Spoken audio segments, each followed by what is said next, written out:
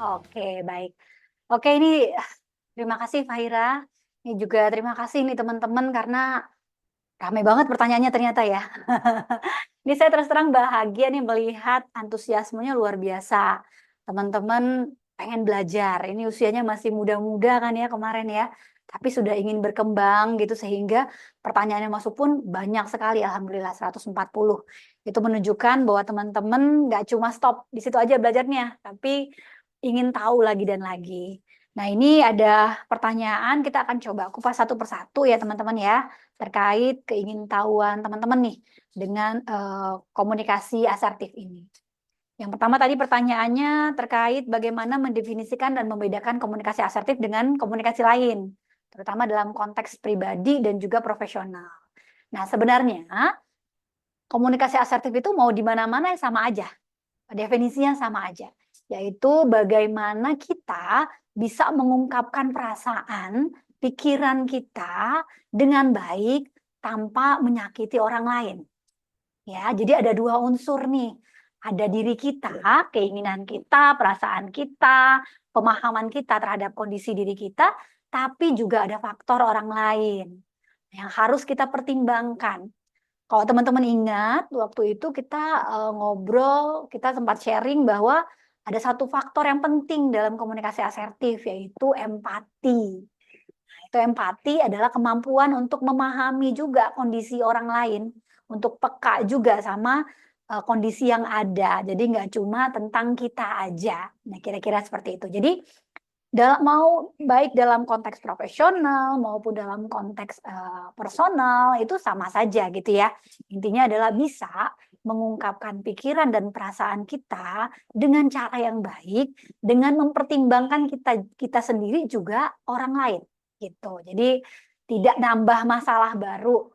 Kalau kata Pegadaian tuh tidak menyelesaikan masalah tanpa masalah gitu. Kira-kira seperti itu ya. Nah, gimana kalau konteksnya profesional? Nah, kalau konteksnya profesional, mungkin yang berbeda adalah dengan siapa kita berkomunikasi, kan seperti itu. Jadi kalau di profesional mungkin itu kita berhubungan dengan rekan kerja, seputar pekerjaan, beban pekerjaan, dan lain sebagainya. Deadline yang harus dikejar, tuntutan-tuntutan pekerjaan, dan lain sebagainya. Juga ada atasan kita nih, gimana nih ngadepin atasan yang mungkin beda nih karakternya sama kita, atau karakternya mungkin menurut kita nih sulit gitu ya. Gimana caranya sementara dia tuh levelnya di atas kita gitu kan itu. Atau juga bawahan kita nih. Nah, bawahan jangan salah, kita juga harus bersikap asertif terhadap bawahan ya. Karena kadang-kadang ada juga bos-bos nih yang nggak enak negur bawahannya nih gimana caranya, terutama ketika mungkin usianya berbeda gitu ya.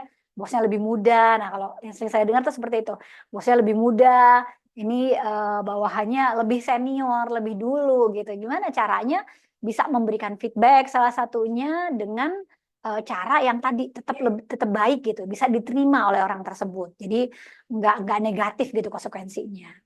Nah, kalau di personal itu kan hubungannya lebih luas, ada dengan keluarga kita, ada dengan orang tua. Oh, nanti ada pertanyaan terkait dengan orang tua nih kayaknya.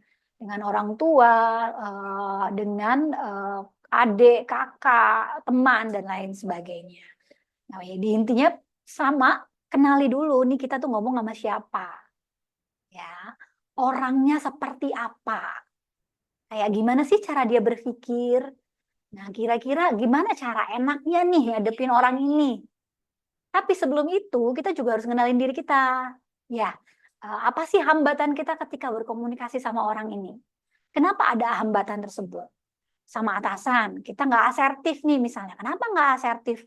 Ya mungkin karena kita takut ditegur, takut nanti kena SP gitu ya. Akhirnya kita menerima aja tuh sesuatu yang mungkin bukan job desk-nya kita, di luar pekerjaan kita gitu ya. Hal-hal yang mungkin kita tadinya pengen mengerjakan A, lalu tiba-tiba baru mengerjakan, atasannya dateng gitu. Terus kemudian minta mengerjakan B. Padahal sebenarnya kalau kita kita bisa menyampaikan dengan cara yang baik, itu atasannya juga mungkin bisa lebih lebih bisa menerima. Nah ini nih kadang-kadang nih ya. Cuma karena kita udah khawatir duluan nih atasanku nih nanti aku ditegur, nanti konsekuensinya ke pekerjaan. Jadi Intinya kenali dulu nih orangnya, terlepas dia sebagai atasan, terlepas dia sebagai rekan kerja profesional, toh dia manusia. Ya enggak, sama aja. Jadi orangnya kayak gimana? Kapan momen-momen yang tepat untuk ngomong? Ya, cari timingnya. Mesti banget saat ini. Terus bagaimana cara nyampeinnya? Nah, dari pengalaman saya pribadi nih, kalau saya boleh cerita, saya dulu orang yang nggak peka nih, termasuk orang yang susah pekanya ya. Karena saya pikir semua orang harusnya belak-belakan kayak saya gitu. Padahal ternyata ada orang yang sensitif gitu ya. Ada orang yang mesti hati-hati. Kalau ngomong tuh nggak bisa sekaligus. Kita harus nyampein pesannya itu bertahap, harus di-prepare dulu. Nah, yang kayak gitu-gitu. Itu yang harus kita perhatikan. Ya, juga kesiapan emosi kita sendiri. Ini kita siap nggak nih? Udah dalam kondisi enak nggak ngobrolnya? Jangan-jangan kitanya sedang dalam keadaan masih jengkel, masih marah gitu ya, atau masih sedang nggak nyaman, ada prasangka. Makanya juga saya sampaikan kan sebelum di dalam komunikasi asertif itu juga dengarkan. Jadi kalau rumusnya kan kita menyampaikan data faktanya seperti apa yang kita rasakan gitu ya, dan jangan melebih-lebihkan. Selain itu juga kita dengarkan gitu. Jadi misalnya saya nih nungguin kamu, kita janji jam 2, kamu datangnya jam 3, itu fakta kan? Saya nggak ngelebih-lebihin, ya nggak? Saya akibatnya menunggu dan saya merasa dirugikan karena saya harus mengcancel atau menunda janji yang lain gitu ya. Nah, saya nggak ingin berprasangka, saya mau dengar dulu nih sebenarnya apa yang terjadi sampai saya harus menunggu misalnya seperti itu. Nah, ternyata kan mungkin orangnya nggak punya kebiasaan ngaret, tapi pada hari itu ada kejadian yang lain gitu. Nah, ini kan kita oke, ternyata ada sesuatu. Oke, baik, saya bisa pahami kondisi kamu.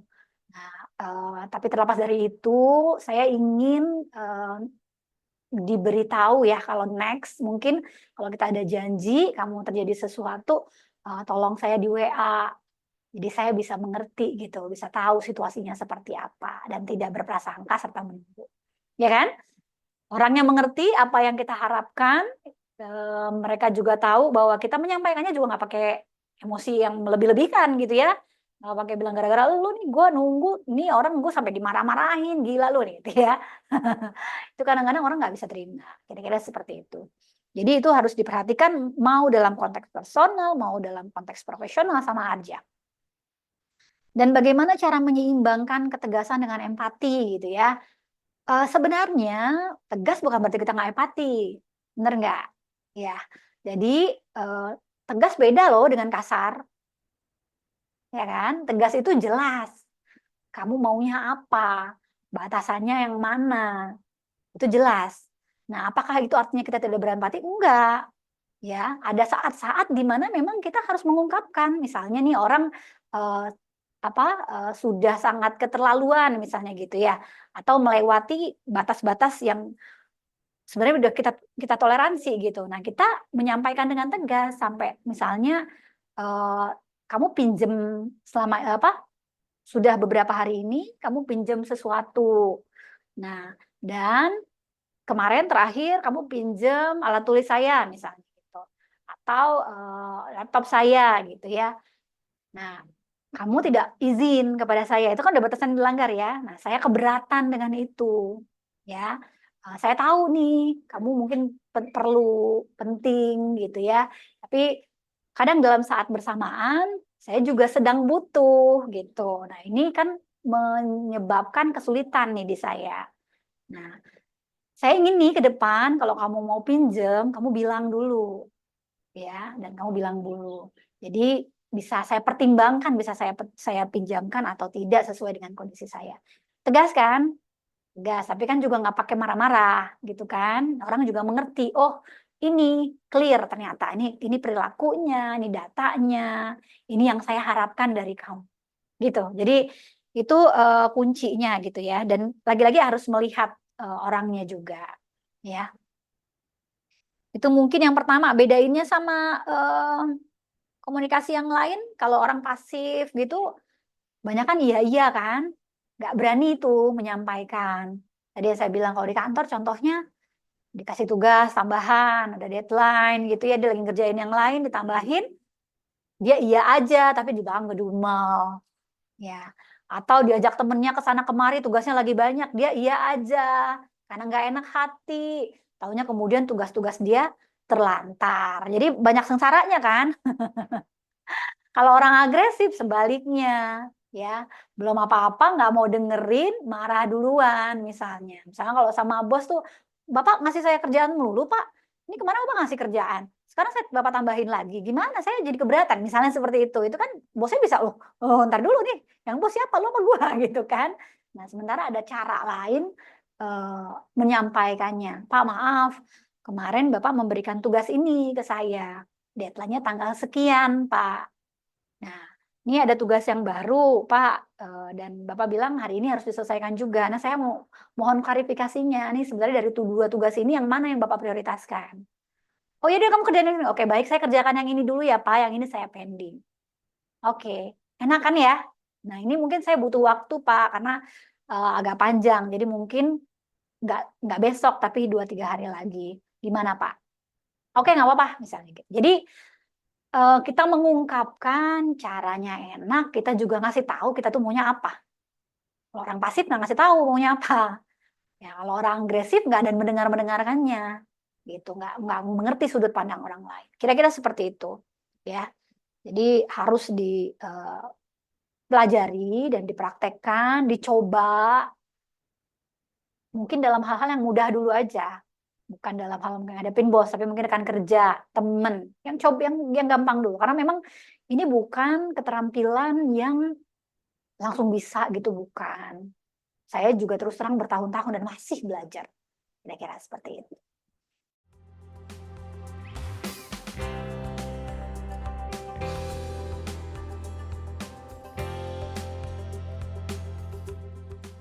Ya, ini mungkin kita kerucutkan ke situasi-situasi yang lebih sulit ya. Ngadepin orang tua. Saya kemarin baca nih beberapa pertanyaan terkait gimana ngadepin orang tuanya nggak mau denger deh. Nah itu kan situasi yang memang nggak mudah gitu ya. Nah, terutama yang ada hubungan emosional dalamnya. Saya terus terang juga masih belajar nih kalau yang hubungannya masih emosional gitu ya. Nah, eee, apa yang harus kita pahami kemudian tadi yang kedepankan kemudian adalah soal empati, ya. Kamu ngadepin orang tua, kamu juga coba posisikan sebagai orang tua, ya. Apa sih yang orang tua harapkan dari anaknya, ya. Bagaimana orang tua kita dibesarkan, kenapa muncul kekhawatiran-kekhawatiran itu ke dia. Coba dengerin pandangannya, cari tahu, ya. Dari situ kamu juga cari tahu apa sih yang disenangi, yang diinginkan. Masuknya dari sana. Kapan momennya, kapan saatnya, masuknya dari sana. Jadi, eee, harus pelan-pelan memang ya, nggak bisa gerasa-gerusu, ya. Ambil waktunya dan berikutnya juga ini yang penting nih ya, kita juga harus melihat diri kita. Gimana sih selama ini cara kita berkomunikasi atau berhubungan sama orang tua sendiri? Ya orang tuanya nggak menyenangkan, kita balas nggak menyenangkan, ya kelar-kelar urusan, ya nggak? Karena kadang-kadang kita juga nggak jauh beda ya sama orang tua kita, bener nggak? Ibaratnya kalau batu ketemu batu gitu ya. Nah, alih-alih kita repot nih, berharap, harusnya orang tuh begini begitu begini begitu, kita coba ke dalam dulu, lihat diri kita. Saya ini orang kayak gimana sih? Gitu ya. Apakah saya orang yang, enak kalau nyampein ke orang tua? Apa saya cukup berterima kasih sama orang tua selama ini? Apa saya melakukan hal-hal yang dia sukai, yang dia ridhoi? Ya. Nah itu dulu ya. Jadi membangun hubungan yang sifatnya tuh jangka panjang kan, ini orang tua, ya kan? Dalam sebuah hubungan kamu harus lihat naturnya gitu ya. Eee, ada situasi dengan orang-orang yang mungkin sulit yang kamu nggak perlu hubungan yang jangka panjang sama dia, ya mungkin sesekali ketemu klien misalnya ya, saya kadang-kadang menghadapi klien yang sulit gitu, yang bawaannya marah-marah atau menuntut gitu, tapi kan karena orang-orang ini juga mungkin nggak berhubungan jangka panjang, mungkin biasanya ganti lah. Eh, kita bisa tuh apa namanya lebih bersikap asertif dan lugas gitu ya. Tapi untuk orang tua, untuk ngatur hubungan tertentu yang kamu juga butuh di dalamnya, ya kita harus banyak mempertimbangkan konsekuensi jangka panjangnya gitu. Jadi jangan cuma mikirin bahwa saya harus dapat apa yang saya mau, nggak begitu ceritanya ya. Tapi bagaimana hubungan ini dalam jangka panjang terjalin dengan baik. Ya, karena memang kan kalau asertif itu win-win, win-win solution. Semuanya kalau bisa tetap berjalan dengan baik. Dan orang tua, orang yang signifikan buat kita, penting dan berjasa. Nah, itu harus kalian ingat, berjasanya itu mau menyebalkan apapun gitu ya, mau orang yang nggak nyaman, nggak enak dan segala macamnya, teman-teman harus mempertimbangkan bahwa bagaimanapun kontribusinya terhadap hidup teman-teman tuh banyak gitu. Jadi kalaupun misalnya dia menelantarkan gitu ya, toh pada akhirnya birrul walidain itu kan sesuatu yang diganjar sama Allah ya, sama Tuhan.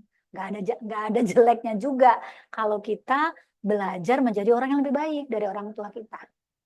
Jadi akan ada aja nih nanti balasannya dari yang di atas ya. Seperti itu. Jadi dan orang tua berjalannya waktu juga kan menua ya. Biasanya nih saya pribadi punya ibu yang kebetulan keras ya. Keras sekali gitu. Tapi by the time berjalan dengan waktu banyak perubahan gitu ya. Jadi saya memilih juga apa sih sebenarnya yang benar-benar penting yang saya inginkan. Apa sih sebenarnya yang bisa saya negosiasikan? Apa sih sebenarnya nggak penting-penting amat, sayanya yang rusuh aja. Gitu. Kan kadang saya pengennya ini. Padahal orang tua mungkin ada loh nah alternatif lain nak, misalnya gitu. Nggak harus ke sana juga nak. Itu nggak baik buat kamu. Cuma cara nyampeinnya juga nggak benar, kamunya juga cara nyampeinnya nggak benar gitu ya. Nggak nyampe ke kamunya gitu. Nah itu kamunya, kitanya juga harus apa ya melihat di semua keinginan saya ini nih udah bener apa belum. Coba ngobrol mungkin dengan orang lain yang mungkin lebih netral. Ya kadang-kadang ada sifat pribadi yang mungkin keras gitu ya atau nggak fleksibel juga sehingga jadinya nggak ketemu gitu. Itu yang harus kita eh, perhatikan. Perhatikan diri kita, mau orang di luar sana seperti apa, kitanya mau kayak gimana. Kita mau jadi orang yang nggak baik terus, maksudnya orang yang ya nggak fleksibel terus. Mau jadi orang yang eh, apa kaku gitu atau nggak terbuka, nanti yang rugi siapa? Kita sendiri kan, kita sendiri. Jadi mau sama siapapun kamu berhubungan, mau sama orang tuamu, mau sama orang lain gitu ya, sifat fleksibel, adaptif itu penting. Dan itu saya baru tahu penelitiannya kemarin ya.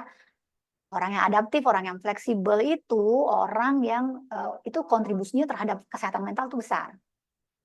Jadi kalau kamu nggak fleksibel, kamu kaku, maksain, itu sebenarnya nanti ruginya kalau kamu sendiri. Nah itu yang mesti dipelajari. Gimana caranya banyak sumbernya juga ya di ya, YouTube dan lain sebagainya. Nanti coba dilihat, kamu belajar untuk refleksi, coba terbuka terhadap masukan juga, tanyain orang terdekat, kupingnya ditahan-tahan dulu kalau panas, karena itu buat kita sendiri gitu ya. Dan kalau sulit, ini resep dari saya pribadi, sholat, bawa ibadah, bawa dalam doa, minta Allah merubah kita, karena kita nggak bisa merubah diri kita sendiri tanpa pertolongannya. Ya, nanti pelan-pelan, entah bagaimana ceritanya, kamu akan jadi lebih lapang, insya Allah. Dan entah bagaimana ceritanya juga, nanti kamu ketemu ketika kamu udah lebih lapang, udah lebih toleran, udah lebih bisa menerima kondisi orang lain, entah bagaimana ceritanya juga semuanya akan bergeser gitu. Jadi, nah itu yang kalau dalam situasi sulit ya. Nah, tapi apakah kita harus selalu berusaha begitu? Memang ada kan, ada orang-orang yang mungkin juga toksik, ya. Ada orang-orang yang mungkin kalau ngomong negatif melulu gitu ya, eh, apa entah karena ada masalah apa dalam hidupnya, mungkin kita juga oh wajar ya dia bersikap seperti ini. Nah, dengan orang-orang tersebut pertimbangkan lagi hubungan kita, apakah perlu dalam jangka panjang, seperti apa sifatnya gitu. Ya kalau memang memang apa ya bisa menjaga jarak, kalau memang kita belum sanggup gitu ya menghadapi, kita mau menjaga jarak, it's okay, nggak apa-apa. Yang penting kita nggak cari perkara terus gitu ya. Jadi oke dengan orang ini mungkin saya cukup dengarkan, ya dengerin. Oke, nanti kalau di waktu-waktu tertentu saya mau yang ini Pak, bisa, kalau nggak oke saya kerjain yang ini ya Pak ya, misalnya seperti itu. Jadi kemudian ya secukupnya. Itu kamunya harus pintar-pintar melihat kamunya, lihat orangnya, ini dalam jangka panjang sepenting apa, bagaimana harus memaintainnya, gitu. Apakah orang ini memang pada akhirnya mengganggu dan saya memang harus menjaga jarak. Oke. Gitu. Kira-kira seperti itu, Pak Hira.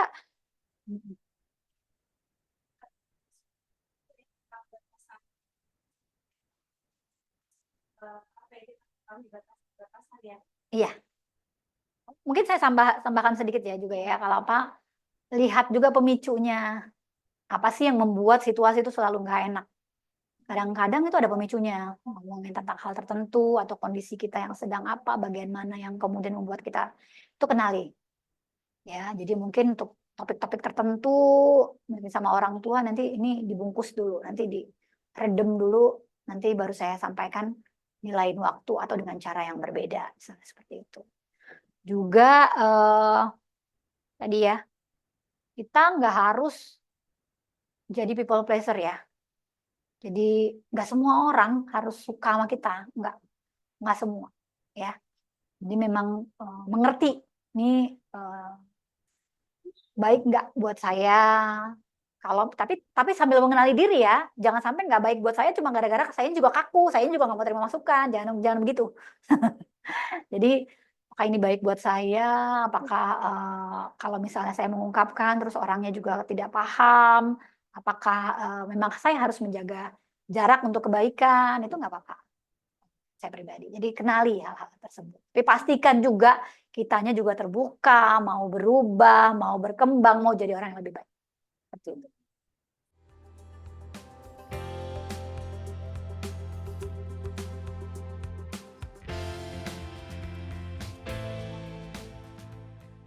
Ini sepertinya waktu itu sempat ditanyakan juga ya pada saat ini ya. Memang hal pertama yang harus dicek dulu ini seberapa menghambat, seberapa mengganggu. Ini udah masuk kategori butuh bantuan profesional atau belum? Ya, kalau memang teman-teman sampai sebegitu menghambatnya gitu ya, sampai mungkin nggak mau bergaul, terbatas sekali, setiap sampai sampai gemeteran, sampai ada serangan-serangan panik dan segala macamnya, saya sih menyarankan untuk eh, yuk minta bantuan profesional. Jangan self diagnose ya, karena memang ada hal-hal tertentu yang mungkin disebabkan karena neurochemicalnya otak seperti itu, dan itu butuh bantuan lebih ini yang harus dikenali. Tapi kita juga harus mengenali akar penyebabnya apa sih?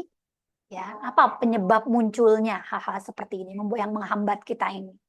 Pasti kita jadi orang yang sangat cemas, gugupan, overthinking, terus apa namanya suka bawahnya pengen nyenangin orang lain gitu ya, padahal sendirinya udah kewalahan misalnya gitu. Coba cari tahu. Coba kalau saya tuh suka menyarankan duduk diam, coba tulis siapa dirimu, kamu lingkunganmu seperti apa, gimana kamu dibesarkan, orang tuamu, bagaimana mereka selama ini, dan gimana caranya kamu bereaksi terhadap hal-hal tersebut, gitu ya. Karena memang kadang-kadang akarnya ada di situ. Mungkin ada pola asuh orang tua yang menularkan mungkin kecemasannya juga. Kadang-kadang kan ada bahasa-bahasa yang mungkin jadi tertanam sehingga kita juga jadi cemas gitu atau jadi overthinking gara-gara itu gitu ya. Dengan mengenali hal tersebut, kamu juga bisa memahami bahwa eh, hal-hal itu di waktu-waktu yang lalu nggak terjadi kok gitu. Memang itu ada di kepalamu saja misalnya gitu ya. Jadi ada namanya tuh teknik kognitif behavior terapi. Sebenarnya ada terapi khusus nih kalau untuk memperbaiki itu kalau memang sudah masuk dalam ranah yang gangguan ya, sifatnya mengganggu banget. Tapi kita sendiri pun bisa men-challenge nih ketika dalam situasi yang overthinking misalnya gitu ya. Coba di list dulu tuh saya overthinkingnya ini hasilnya apa?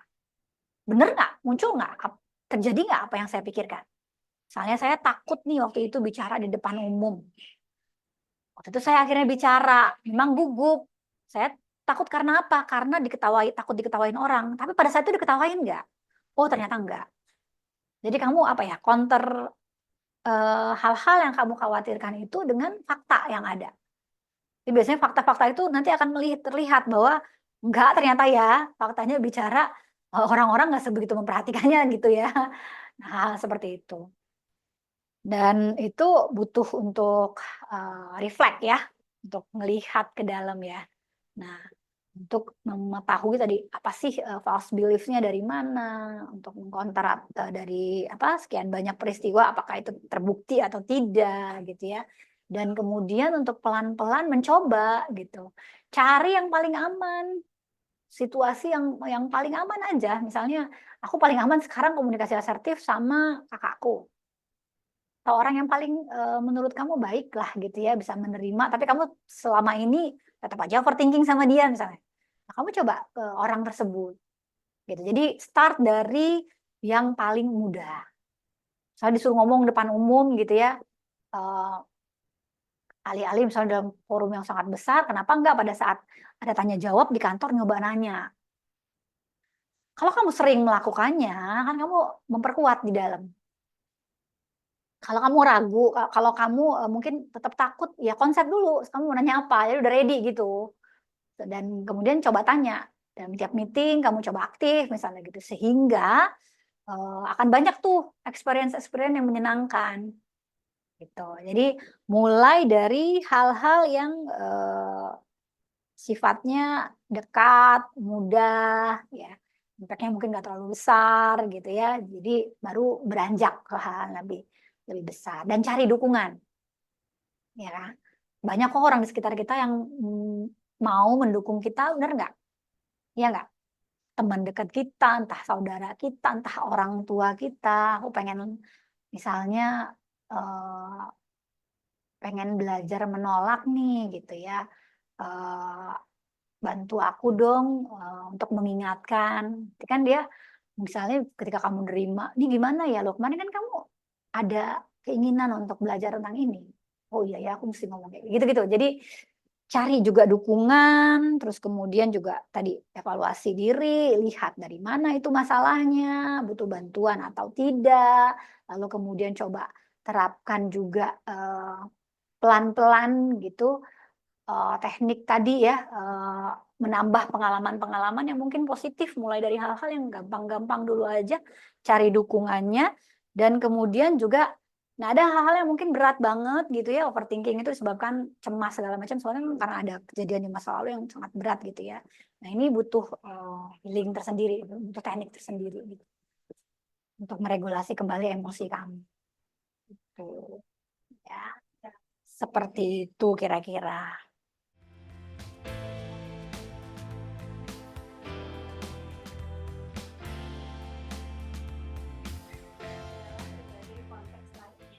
Oke, baik. Ini soal PD ya.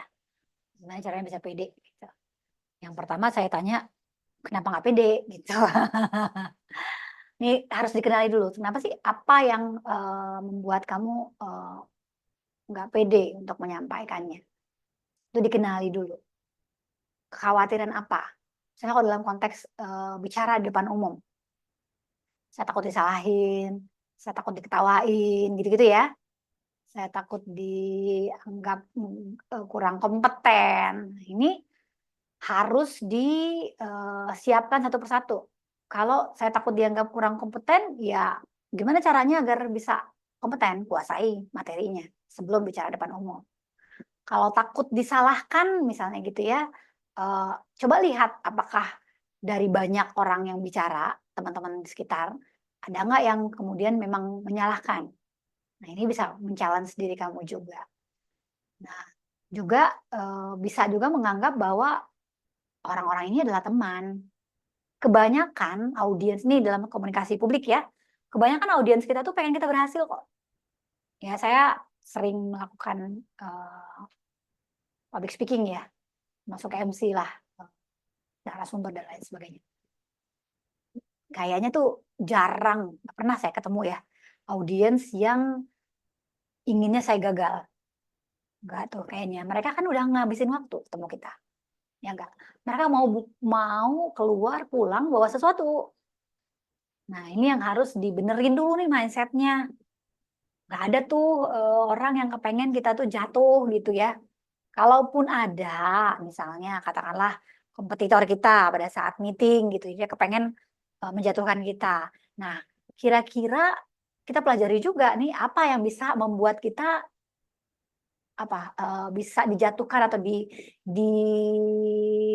argumentasinya kurang kuat. Nah, ini yang dipersiapkan.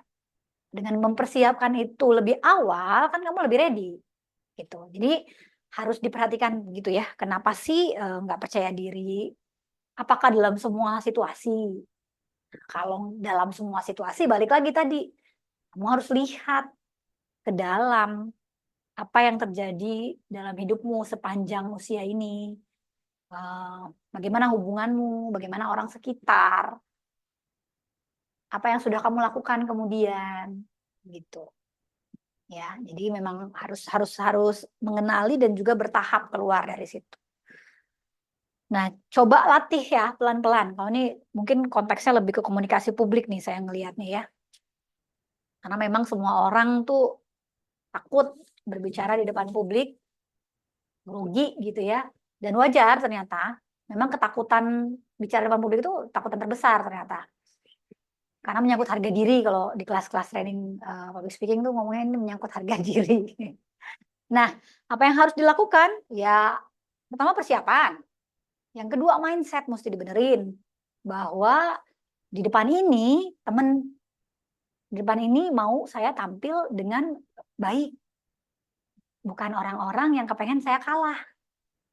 Nah, kalau kalian udah punya mindset temen, mindset ini orang-orang yang mau mendengarkan saya dan mau saya berhasil, itu maju di depan, senyumnya udah mengembang duluan. Karena kan temen, ya kan? Gitu. Kalaupun itu bos gitu ya, bos ingin kita berhasil juga. Bos ingin tahu laporan dari kita untuk dia ngambil keputusan. Iya kan? Dia pengen nyecar kamu terus bilang bahwa kamunya jelek kecuali memang kamu dalam situasi penilaian ya, itu berbeda. Tapi kalau dalam situasi biasa kan bos ingin tahu kamu nyampaikan apa yang informasi ini bagaimana saya bisa gunakan. Gitu. Jadi mindset. Juga kalau berbicara di depan umum itu ada beberapa teknik nih. Kamu harus biasanya untuk menghilangkan grogi gitu ya. Kita tadi bisa pakai teknik pernafasan sebelum mulai. Lalu juga bergerak. Nah, biasanya kan kita kalau dari duduk nih, terus dipanggil, terus langsung berdiri, tuh badannya kurang siap tuh. Ini gimana misalnya kamu gerak-gerak dulu, tarik nafas dulu. Jadi energinya udah agak naik. Dari situ baru kamu bisa begitu dipanggil lebih ready. Seperti itu. Itu salah satu cara untuk mengatur ya, mengatur emosi, mengatur diri kamu untuk berbicara depan publik. Dan juga bagaimana biar bicaranya jelas dan lancar. Kamu harus tahu apa yang kamu bicarakan. Jangan asal ngomong tanpa persiapan. Kalau bicara di depan publik atau nggak usah depan publik lah, dalam hal meeting pun dengarkan dengan baik, catat dengan baik, lalu formulasikan dulu mau nyampein apa. Ya, apa gunanya buat orang lain. Kalau di publik, cari tahu dulu nih audiens butuh apa dari kamu. Apa sih yang mau dia dengarkan. Lalu susun informasi yang mau kamu sampaikan dengan baik. Kalau saya dulu latihan, jadi besok nih harus tampil depan publik ya latihan semalaman ini. Caranya membuka, lalu gimana cara ngajaknya gitu ya. Dan diulang-ulang sampai dalam perjalanan. Nanti begitu di depan biasanya akan jauh lebih lancar, jauh lebih santai. Nah, itu di awal-awal harus banyak latihannya, harus banyak disusunnya. Bahkan dari kata pembukanya saya mau ngomongin apa, kata penutupnya saya mau ngomong kayak gimana, apa ya inti-inti yang mau saya sampaikan itu dilatih. Ya. Dan cara melatihnya juga kan nggak harus langsung bicara depan publik rame gitu seperti saya sampaikan tadi. Pada saat meeting, pada saat apa kelas-kelas kecil gitu ya, sharing di grup kamu, lakukan. Dengan begitu kamu akhirnya terbiasa. Ya. Gagal nggak masalah. Nggak ada orang yang bicara depan publik tuh langsung lancar tuh kayaknya nggak ada deh. Saya pernah kok bicara depan publik, berhenti, diem, mandek kelas 5 SD. Baca puisi depan umum. Mati gaya, turun dari panggung. Nggak lanjut kelas 5 SD. Apakah diketawain? Enggak. Nah dari situ kemudian percaya bahwa orang-orang tuh nggak sejahat itu. Jadi besoknya mau mengulang lagi seperti itu. Jadi itu tadi ya, coba dari tempat yang paling kamu aman, yang paling kamu pede. Nanti ya pelan-pelan tambahkan, tingkatkan, cari yang lebih challenging, yang lebih luas sifatnya. Gagal nggak apa-apa. Step back, maju lagi. Gitu. Oke? Tuh mungkin ya dari saya ya.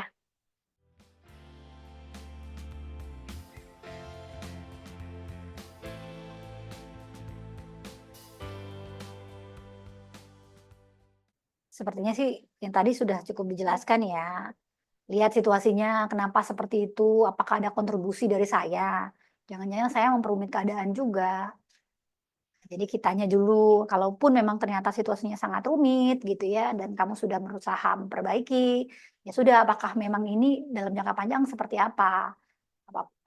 Apakah mungkin memang harus jaga jarak dulu? Nggak apa-apa, ya. Sambil kamunya kemudian belajar. Dan kadang-kadang ada unsur belajar menerima dan memaafkan juga nih, Fahira.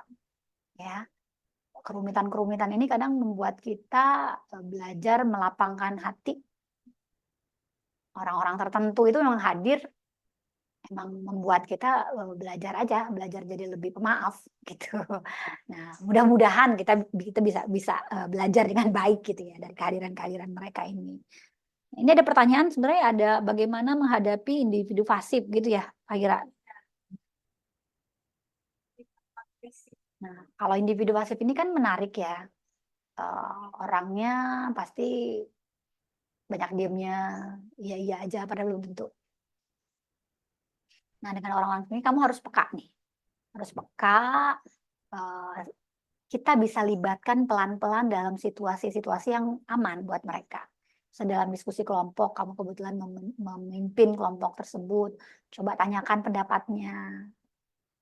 Atau juga dalam komunikasi sehari-hari, sekali-sekali ajak ngobrol, tanya hal-hal yang ringan, terus bisa tanyakan juga, saya tuh kadang-kadang pengen loh dengar pendapatmu mengenai ini, menurutmu gimana ya? Gitu. Sering-sering. Nah, dari situ mudah-mudahan mereka juga merasa aman ya dan bisa terbuka, lebih bisa terbuka. Jangan terlalu intrusif juga. Perhatikan nih orangnya gimana gayanya, enak masuknya gimana caranya. Ya. Jadi penting banget untuk memperhatikan situasi kondisi dari orang tersebut. Nah, juga agresif. Kalau agresif ini kuncinya banyak-banyak dengerin. Kupingnya dikebelin. Usahakan, kalau saya dalam konteks hubungan profesional, saya selalu bilang nothing's personal. Ya, meskipun dia mungkin menyerang kamu, tapi mungkin bukan itu sebenarnya yang dia ingin sampaikan. Nothing's personal. Apalagi kalau itu bukan kesalahan kamu, benar-benar nggak ada yang personal. Ya, jadi dengarkan, dengerin, nanti kedua-dua, oke, Bapak udah selesai menyampaikan apa yang diingin apa yang diingin sampaikan. Ya, nah, apakah saya bisa menyampaikan juga Pak dari sudut pandang saya gitu. Jadi biasanya kalau udah tenang orangnya mau loh. Ya, saya ada cerita dikit nih waktu itu kebetulan acara apa urusan kantor ya, ada mispersepsi dengan klien. Jadi saya ditelepon di tengah kegiatan, disuruh matikan saat itu juga, kebetulan ini training online. Matikan saat itu juga gitu. Marah-marahin lah kira-kira. Tapi kan karena saya tahu ini adalah miskomunikasi, bahwa Bapak ini belum mengerti, maksudnya belum dapat informasi yang utuh, saya dengerin aja kekhawatirannya, dan benar dia sudut pandangnya dia benar gitu. Tapi ada informasi yang mungkin dia belum tahu. Begitu dia selesai, saya bilang, "Mohon maaf, atas mungkin kesalahan menyampaikan informasi, ada hal-hal yang mungkin belum tersampaikan sebelumnya." Jadi akui ya, kalau memang kita ada salah, akui. "Saya ingin mencoba menjelaskan dulu Pak dari sudut pandang kami," gitu. "Ini yang kami lakukan tuh begini begini begini begini. Sebenarnya ini aman, seharusnya aman Pak kalau dari pengalaman kami. Tapi kalau memang berdasarkan kebijakan dari perusahaan Bapak ini, tidak bisa diteruskan, kami juga tidak apa-apa, nanti saya akan sampaikan." "Oh ya saya ngerti Mbak Putri, tapi sepertinya kita nggak bisa, tetap tolong dimatikan ya," gitu. Jadi berakhir dengan tetap, enak ya. Jadi orang mau ngomong, dengerin dulu, kadang-kadang nothing is personal, orang hanya ingin menyampaikan apa yang ingin dia sampaikan. Dari situ kita paham, kita tahu bolongnya di sini, kita masuk dari situ. Seperti itu. Sama bangun hubungan yang personal dengan orang lain juga bisa jadi, nih bos kita galak banget nih, agresif gitu ya. Ya, menawarkan mungkin bantuan, terus kemudian, kalau kita punya ide kita coba sampaikan ketika situasinya enak gitu ya. Itu bisa jalan masuk tuh. Misalnya ngobrol akhirnya sama dia, "Pak saya mau nanya, boleh nggak kalau saya nanya sesuatu yang mungkin sifatnya lebih pribadi Pak?" Gitu, saya menyampaikan sesuatu yang mungkin, saya rasakan nih Pak selama ini. Kalau kan kadang situasinya enak tuh, silakan silakan," gitu. Kita bisa nyampein. Jadi memang kadang nggak seburuk yang dibayangkan juga, asal kita, tahu cara. Seperti itu ya, lanjut.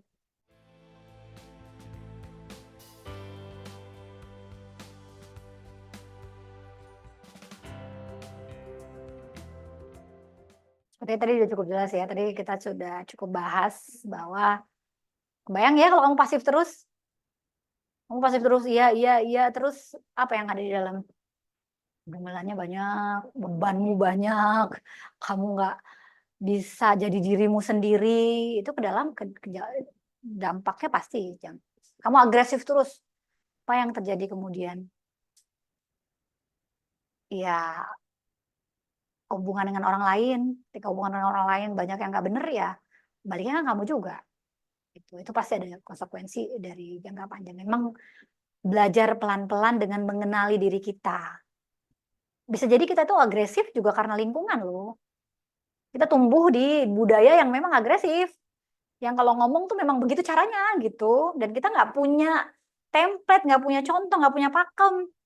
Nah, disinilah dibutuhkan keinginan kita untuk memperbaiki diri dan keinginan kita untuk berkembang, ya. Tadi mengelola emosi, mengelola diri dengan lebih baik, fleksibel, mau berubah, nemu caranya, menyesuaikan sama, "Ini lingkungan saya yang dulu begini, saya besar di lingkungan katakanlah, budaya tertentu, tapi ini saya ketemu budaya yang berbeda, orang yang berbeda." Nah, untuk beradaptasi, seperti itu sih.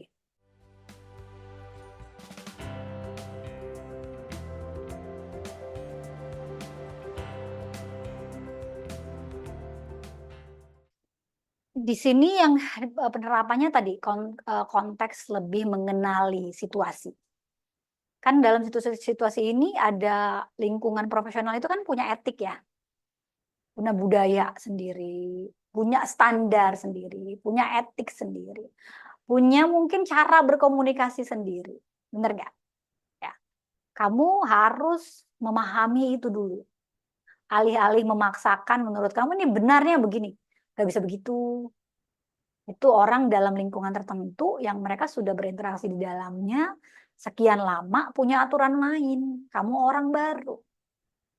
Nah, kamu lihat dulu, kamu perhatikan, ya apa aturan-aturan yang tidak tertulis.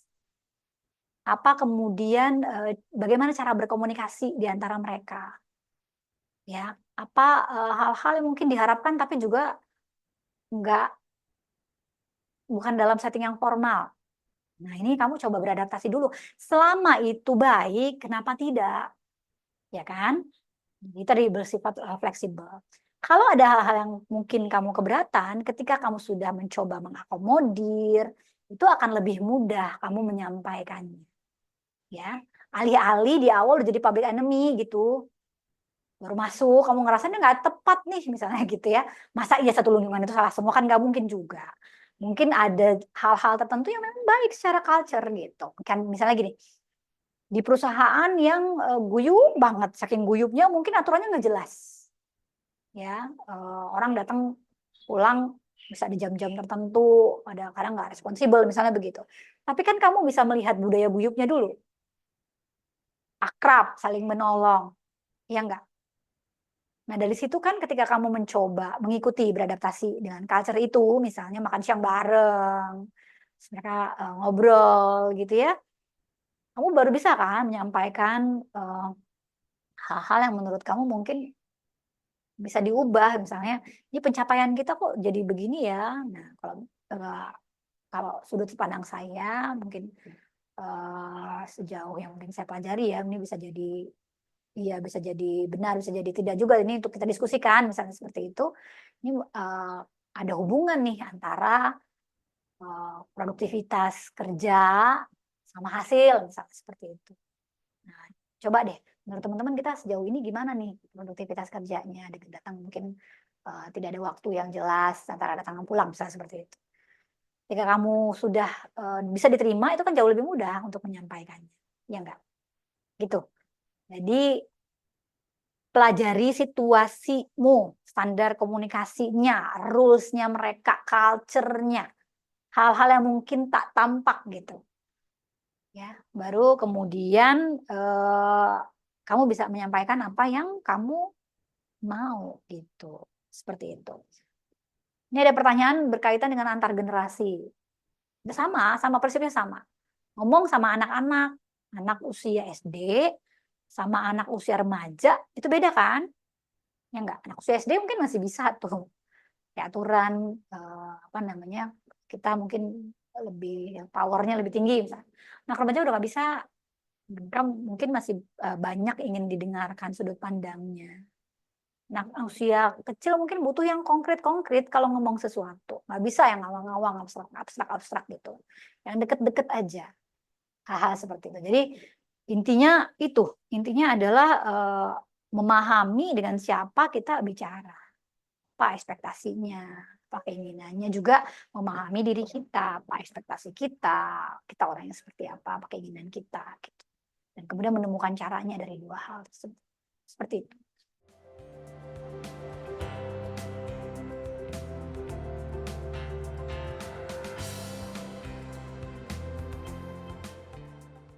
Ya, mungkin ditambahkan sedikit ya. Jadi sebenarnya bagaimana menerapkannya nih ya, kalau saya selalu bilang mulai dari mendengarkan. Belajar mendengarkan, belajar untuk membangun empati. Ya, jadi pada saat kita bicara, kita mulai melihat reaksi lawan bicara. Ini nyaman apa enggak ya? Pasti sebenarnya yang mau dia sampaikan. Itu dulu yang diasah, agar kita bisa jauh lebih asertif. Lalu kemudian kita juga belajar tahu kapan kita mulai dan kapan kita selesai. Ya, belajar juga untuk menyusun kalimat dengan cara yang efektif. Saya selalu bilang satu kalimat satu pesan. Jangan nyampur-nyampur. Ya, misalnya saya ingin kamu paham bahwa kondisinya sedang banyak perubahan saat ini. Tuh, titik. Ya kan? Perubahan tersebut adalah ini, titik. Konsekuensi yang ditimbulkannya adalah ini. Nah, dan kita sedang merencanakan untuk ini. Oke, itu dari saya. Mungkin kamu punya cara pandangan yang berbeda. Saya mau mendengarkan hal tersebut dari kamu. Tuh. Jadi kan satu-satu tuh. Satu pesan, ya kan? SPOK, satu pesan. Jangan sampai nyampur, ada kalimat utama, ada anak kalimat cabang lagi. Jadi pesannya nggak jelas kemana-mana gitu. Saya tuh mau kamu ngerti deh ada perubahan kayak gini-gini. Terus kan kemarin tuh soalnya kan ada begini-begini begitunya. Terus karena itu tuh begini, jadi ada ini. Nah, tapi kan kemarin apa yang disangka? Ngomong apa sih gitu. Jadi Belajar untuk meringkas apa ya? Jelas, runtut dalam berkomunikasi. Gitu ya. Jadi belajar dengerin, belajar bangun empati, belajar juga menyampaikan pesan dengan jelas. Apa yang kamu mau. Kalau kamu masih ribet di kepala, tulis, latihan. Ya, seperti itu. Nah, ini ada pertanyaan juga, gimana caranya bisa apa tadi, bicara dengan memulai percakapan secara asertif. Ini konteksnya mungkin orang baru kali ya. Nah, ini juga tadi, lihat situasi. Orang baru, orang ini mau diajak ngomong nggak? Kalau dari bahasa tubuhnya. Atau memang kamu lagi penting banget mau ngomong sama dia, ya nggak apa-apa. Tapi perhatikan cara kamu memulai. Kan ada aturan-aturan ya, tidak tertulis. Misalnya jangan nanya apa, jangan biasanya tuh terkait umur gitu ya, terus body shaming yang kayak gitu-gitu ya, komentar-komentar yang ya secara umum sebenarnya tahu bahwa itu bukan tidak pantas gitu ya dilakukan. Nah, mungkin hal-hal yang common aja, cuaca. Saya kalau lagi jalan, Ibu mohon maaf, eh, ini kereta yang di depan tujuan ke sana ya? Oh iya, iya, dia bilang gitu. Oh, ini di belakang bukan berarti Bu ya? Iya, iya saya sedang menunggu kereta yang ini. Itu kan netral ya? Gitu. Jadi sesuatu yang netral gitu. Dan lihat orangnya lagi pengen diajak ngobrol apa enggak. Gitu ya. Seperti itu. Jadi itu tadi yang memahami situasi orang lain bicara dengan hal-hal yang common, common aja. Ya, cuaca, perjalanan. Udah sering Bu ke kota ini Bu. Saya ini nih lagi nyobain, ada saran nggak misalnya? Kalau udah enak ya, jadi bukan sesuatu yang private sifatnya, seperti itu. Nah, gimana caranya mengasah empati? Saya menyarankan tadi ada mendengarkan dan mulai melihat bicara. Sebenarnya kalau latihan empati itu juga dengan terlibat di kegiatan masyarakat loh. Ya, jadi relawan-relawan tuh banyak banget sih sekarang loh. Coba ikut kegiatan, banyak berinteraksi, terutama orang-orang yang mungkin kurang beruntung ya. Nah, ini kamu akan mengasah tuh empati dengan lebih baik. Seperti itu. Gimana caranya memberikan dan menerima umpan balik katanya gitu ya, secara asertif. Nah, ini ada tekniknya memang. Jadi kalau ngasih umpan balik itu ada tekniknya namanya hamburger. Positif dulu, jadi langsung jangan langsung gitu ya. Pertama, kalau orangnya sensi basa-basi dulu lah. Gimana tadi Pak di jalan? Oh iya, agak macet ya. Tapi alhamdulillah tetap tetap datang tepat waktu ya Pak ya. Nah, ini saya ada mau menyampaikan sesuatu nih Pak nih ya. Kita di sudah sudah kuartal 2 ya. Dan seperti Bapak ketahui, kita sedang masuk ke review performance. Jadi pengantarnya. Sampaikan yang positif dulu. Apa yang sudah baik, masa orang nggak ada baiknya. Adalah ya. Tadi dia ramah gitu ya, tadi dia senang membantu.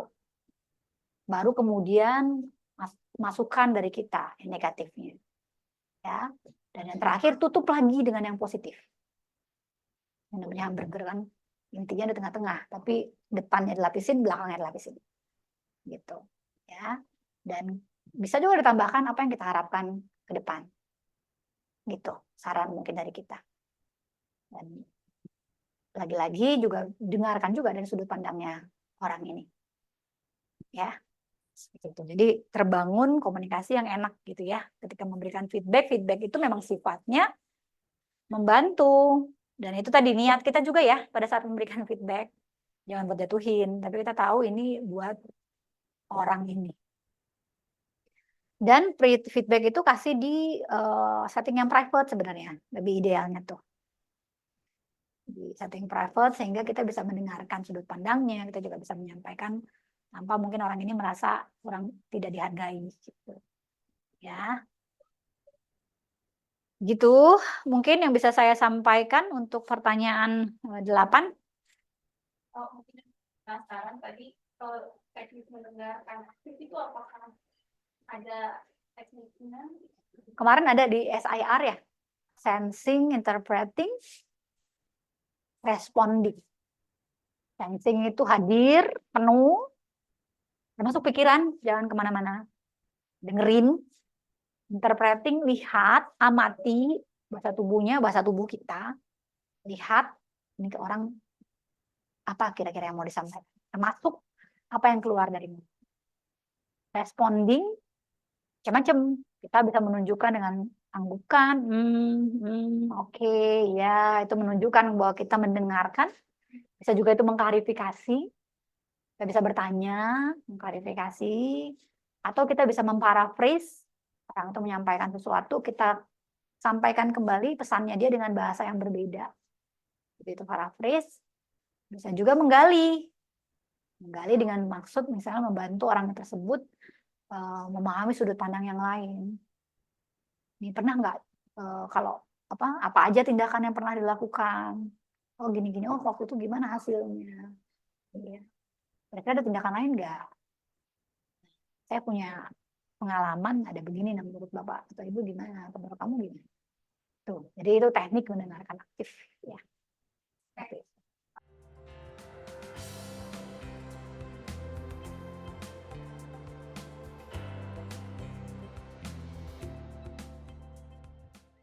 Baik, ya. Memang komunikasi asertif ini nggak bisa sekali jalan keterampilannya. Apalagi kalau kita memang nggak biasa. Dan memang di budaya kita kurang dilatih ya untuk bertindak asertif. Kadang lebih banyak ke entah itu pasif atau itu agresif. Apa yang harus dilakukan pertama kali? Kenali diri kita dulu. Tadi kita tipe komunikator yang kayak gimana biasanya? Dalam situasi apa itu kita tampilkan? Betul. Misalnya kita cukup asertif ternyata dalam beberapa banyak situasi, tapi ada situasi-situasi tertentu yang kita agresif. Atau situasi tertentu yang kita pasif. Kita cari tahu juga why, kenapa. Berarti situasi-situasi ini akan jadi fokus kita untuk pengembangan diri. Kalau kita memang secara umum nggak asertif, kita pasif. Tanya lagi why-nya lagi. Jadi balik untuk mengenali diri kita juga. Ya, keterbatasan kita, posisi kita saat ini, kenapanya, dan dari mana kita akan mulai. Gitu ya. Mulai dari hal yang paling mudah. Jadi kalau misalnya kita memang secara umum nggak asertif, pasif, kita mulai dari orang yang mungkin kita rasa aman dulu untuk asertif dengan mereka. Seperti itu. Atau lingkungan yang mungkin aman dulu, gitu ya. Nah, ini dilatih pelan-pelan. Ya. Dan tadi juga membaca juga situasi, kondisi lingkungan, budaya di sekitar kita, sehingga kita bisa menyesuaikan dengan hal tersebut. Kalau ada hambatan, kita kenali juga, kita akui juga, dan kita coba nih mengatasinya seperti apa. Tadi saya juga udah jelasin ya, hambatan itu seberapa mengganggu, apakah sebenarnya masih kita bisa atasi dengan latihan pelan-pelan, dengan mengubah mindset kita gitu ya, dengan mungkin juga mencoba belajar berlapang hati misalnya gitu, atau memang atau dengan teknik-teknik misalnya self talk gitu ya, afirmasi dan lain sebagainya, atau emang itu udah butuh bantuan gitu. Nah ini yang perlu dikenali juga. Dan kita belajar gitu ya, melihat kekurangan kita. Oh, aku nih kurang open mind yang menghambat nih. Aku amat cara saya berpikir. Nah, dalam hal ini kan kadang-kadang bisa minta masukan dari orang lain juga loh. Gitu. Mungkin orang-orang terdekat kita. Gitu ya. Atau bisa mengevaluasi dalam banyak kejadian tuh apa yang terjadi sebenarnya. Gitu. Dan ini pelan-pelan kita latih gitu ya. Pelan-pelan kita latih, kita ubah, lalu kemudian nggak harus selalu berhasil, nggak apa-apa, karena memang belajar namanya ya, pelan-pelan, pelan-pelan, dan belajar menerima kenyataan yang kadang nggak sesuai dengan harapan. Jadi kalau misalnya kita gagal, ya udah, jalan lagi. Gitu. Dan melapangkan hati kita juga untuk dalam berbagai situasi, kondisi yang mungkin emang nggak ideal. Tuh. Saya udah asertif nih di sini, saya udah asertif di sana, tapi yang ini kok saya nggak asertif. Nah, berarti latihan kita ada di situ. Apa-apa kali ini gagal, ya udah belajar lagi. Gagal, ya belajar lagi. Yang penting kan kita berproses. Itu dia. Nah, belajar mendengarkan, kenali diri kita, lihat lingkungan kita, hambatan kita yang mana yang mau kita hadapin, berlapang-lapang dada kita, lalu kemudian juga ekspektasi kita sesuaikan. Nah, dengan begitu mudah-mudahan ketika kita mencoba memperbaiki pelan-pelan ini, dunia kita juga jadi berubah. Ketika dunia kita berubah kan reward buat kita. Kita akan maju lagi. Maju lagi sehingga kemampuan asertif ini bisa jadi lebih berkembang dalam situasi yang lebih beragam. Kira-kira seperti itu mungkin dari saya ya. Alhamdulillah. Nah, panjang ya. Iya, sama-sama. Semoga bermanfaat teman-teman ya, dan selamat belajar, selamat berkembang. Assalamualaikum warahmatullahi wabarakatuh.